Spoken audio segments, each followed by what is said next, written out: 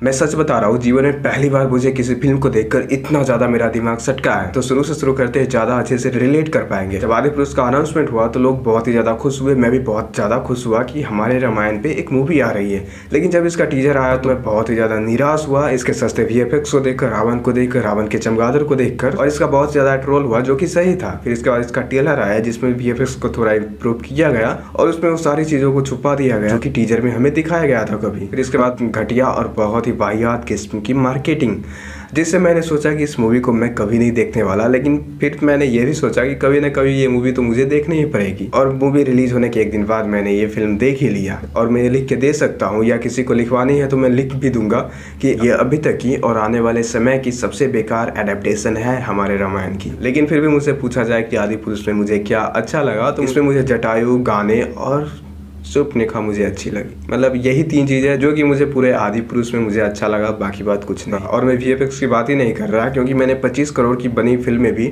मैंने इससे कहीं ज्यादा अच्छी VFX देखी है। साथ ही साथ गलत अभिनेता का चुनाव, मैं मानता हूँ कि Saif Ali Khan is the best choice for the Ravana's role. लेकिन वही अक्षय कुमार का एक डायलॉग कि भिखारी के हाथ में अगर कहीं सोने का कटोरा भी दे दो तो वो भीख ही मांगता है। And Miss Sen, she is not perfect for the role of Maiya Sita. और मैं ये बता दूं, किसी भी फीमेल कैरेक्टर का चॉइस ऐसे नहीं किया जाता कि वो प्रभास के हाइट से मैच करे। Also Titu was not fit for the सेस। और एक बात जो मुझे दिल से, मतलब अंदर से जो बहुत ही ज़्यादा मुझे खराब लगा, वो था सरहद केलकर की डबिंग। मैं सच में बता रहा हूँ, उनकी आवाज़ महेंद्र बाहुबली पे ही अच्छी हो सकती है, लेकिन प्रभु श्री राम पे नहीं। और पहली बार मुझे इनकी डबिंग सबसे ज़्यादा बेकार लगी। मतलब बेकार नहीं लगी, मतलब मुझे पसंद नहीं आई, क्योंकि प्रभु Shri Ram is symbol of calmness, humbleness and politeness. साथ ही साथ इसके डायलॉग, शब्दों का चुनाव इतने बेकार है कि अगर कहीं मुझे ऑप्शन मिलता रिपोर्ट करने का तो मैं 100 लोगों का मोबाइल ले करके रिपोर्ट मारता इस मूवी को हॉल में बैठकर। तो जिसका रीजन भी है कि कहीं कहीं पे इसमें उर्दू का भी प्रयोग किया गया है। अगर कहीं नहीं आता था तो मुझसे बोलते, मैं लिख देता। नहीं तो एक बार असुर के डायरेक्टर से भी तो एक बार मिल लेते, कुछ सलाह ले लेते किसी से। मैं बताऊंगा कहाँ पे उर्दू शब्द का प्रयोग किया है, डोंट वरी। मूवी को शुरू से देखा जाए तो मूवी में बहुत ही सारी मिस्टेक्स है, जिसका एक्सप्लेनेशन मुझे चाहिए भी नहीं। लेकिन फिर भी मैं बहुत सारी चीजों को माफ करूँ तो बात करते हैं वहाँ से जहाँ से मैया सीता का हरण होता है, यानी जहाँ पे जानकी के हरण का सीन है। वहाँ पे मारीच की आवाज सुन करके जानकी शेष को जाने को बोलती है, लेकिन मुझे शेष की वो व्यवस्था ही नहीं दिखा कि वो कैसे अपनी माँ समान भाभी को अकेले वन में छोड़कर जा सकते हैं। क्योंकि ये बात उनको पता है कि उनके भैया यानी प्रभु श्री राम को इस धरती पे कोई मार ही नहीं सकता। और ना ही जानकी के अंदर अपने पति के प्रति वो घबराहट और ना ही वो अच्छे से चिंता दिखा, जो कि दिखना चाहिए था।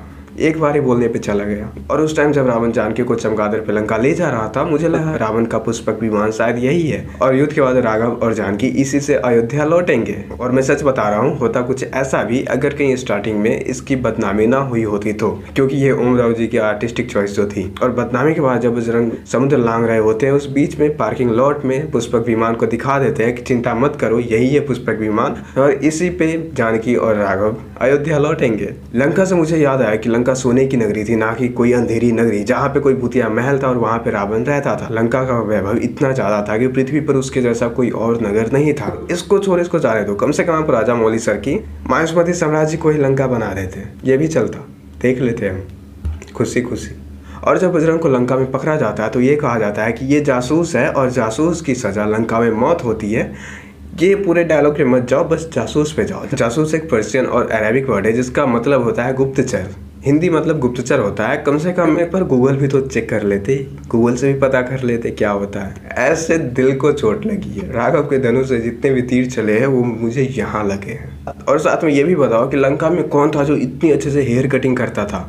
यार मेरे तो अभी भी नहीं करते, क्या कहीं पे कुछ भी। और मुझे आदिपुरुष में सबसे ज़्यादा बुरा किसी के लिए लगा तो वो मुझे मेघनाथ के लिए लगा, क्योंकि भाई इसको मजाक बना के रख दिया है। मायावी के नाम पे इसे क्विक सिल्वर और फ्लैश का पावर दे दिया है, जो कि लंका का सबसे शक्तिशाली योद्धा था। और लंका में जब युद्ध होता है तो वहाँ का तो भाई सीन देखने वाला है। मुझे एक बात समझ में नहीं आता कि लंका में सूर्योदय नहीं होता था या वो जहाँ पे युद्ध हुआ था वो रात्रि का सीन था। क्योंकि अगर कहीं आपको थोड़ी भी रामायण के बारे में कुछ पता होता, थोड़ा भी इसके बारे में जानते, तो आपको ये पता होता कि द्वापर युग तक जो युद्ध होते थे वो सूर्यास्त के बाद नहीं लड़े जाते थे, सूर्यास्त से पहले होते थे। लेकिन आपको तो रामायण की बेसिक्स भी नहीं पता, जो मन में आए वो डाल दिए। आपको बेसिक रामायण नहीं पढ़नी थी, नहीं पढ़ते। लेकिन कम से कम ये कह देते कि वाल्मीकि रामायण से इसका कुछ लेना देना नहीं है। इस चलचित्र में जो भी दिखाया गया है ये ओम राव जी के कल्पना पे आधारित है। मतलब कि ओम राव जी के मन में जो भी आया वो दिखा दिया गया है, because it's a fucking artistic choice. इसके लिए प्रभु कभी माफ नहीं करने वाले। प्रभु श्री राम माफ भी कर दे, लक्ष्मण जी, हनुमान जी, ये भी प्रभु की आज्ञा को टाल नहीं सकते। मैया सीता ऐसे ही क्षमा कर देंगी, लेकिन मैं बता रहा हूँ रावण कभी माफ नहीं करने वाला। अपमान का बदला वो लेगा, क्योंकि भाई उसको आप 10 सिर दे करके उसको पर्सनालिटी डिसऑर्डर दे दिए हो, जो कि एक बीमारी है। अपमान का तो बदला वो लेगा रावण। आप बताना, आपने कि ये मूवी देख लिया है तो खैर आप बताना आपको क्या ये अच्छा लगा। मुझे नहीं लगता कि जो भी लगा आप बता देना एक बार।